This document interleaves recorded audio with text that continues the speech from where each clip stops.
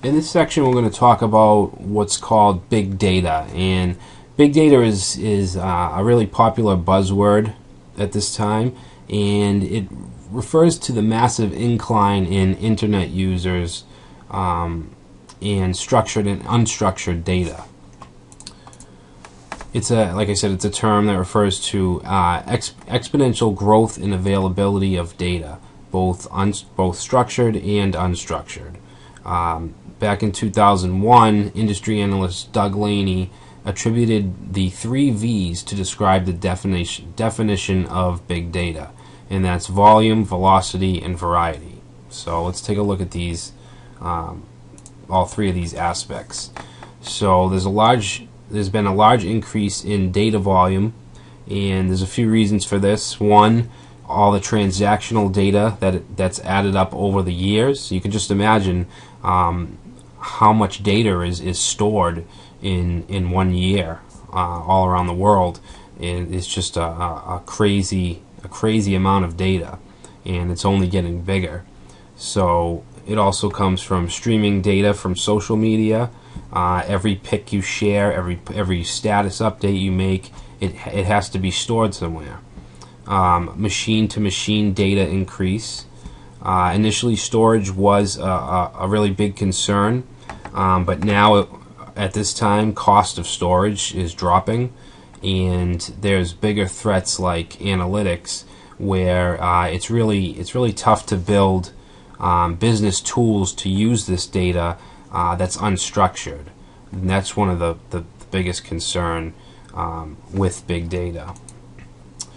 Velocity. Data is being streamed at huge speeds and needs to be dealt with in a timely manner, which is another complication with all this data. And some examples of this are social media, mobile devices. In retail, we have the RFID tags, which face an issue with dealing with every individual item that's scanned. Smart metering and smart grids. The biggest challenge is how to react fast enough to this massive amount of data that's constantly being poured in with these and other forms of data usage. So the last V, variety, deals with the many different types of data that we're dealing with. And a lot of that, here's some of the different types. We have the structured data, numeric data, application data, unstructured documents and data, which is obviously an issue, email, audio and video, financial transactions, and the list goes on and on. So there's just issues with managing all these different formats and building tools that can analyze and manage this data.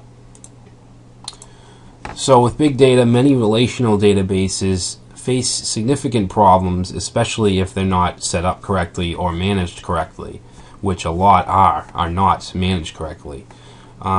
Data sets can become so large that it becomes difficult to manage using traditional tools and methods. And some of the challenges that we're facing with relational databases include storage, sharding, searching, transferring, and analytics. And relational databases tend to have issues when used with big data, which include requiring expensive proprietary servers, ordering new CPUs, new memory, beefing up really expensive servers. SQL queries can take a long time if there's high volumes of them. And data is not consistent in a lot of cases. With NoSQL, we can span data across multiple systems pretty easily. It's not as easy to do with a relational database. So let's talk about the switch. Okay, so most of the big names have already handled this and handled how they're going to manage their data with NoSQL or with something similar.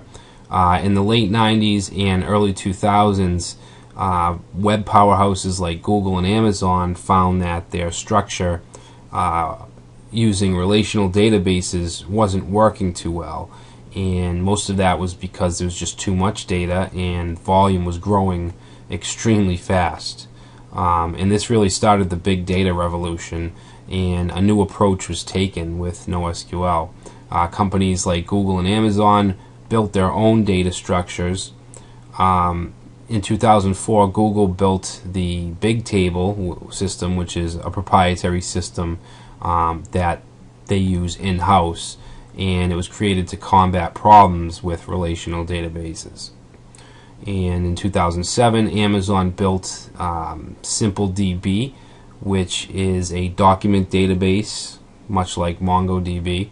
And more enterprises are realizing that NoSQL is definitely a viable alternative to relational databases. It's not always recommended that a big company leave a relational database for NoSQL. Obviously, NoSQL is quite new when compared to traditional relational databases. And as I've said before, many of the administrators are still in learning mode because they're so new. But I definitely think that we are coming to kind of a revolution in terms of big data storage. Alright, so this is the end of this section. I want to, in the next chapter, we're going to focus on MongoDB. So enough about the history and point of views of NoSQL, and let's actually do some work with MongoDB.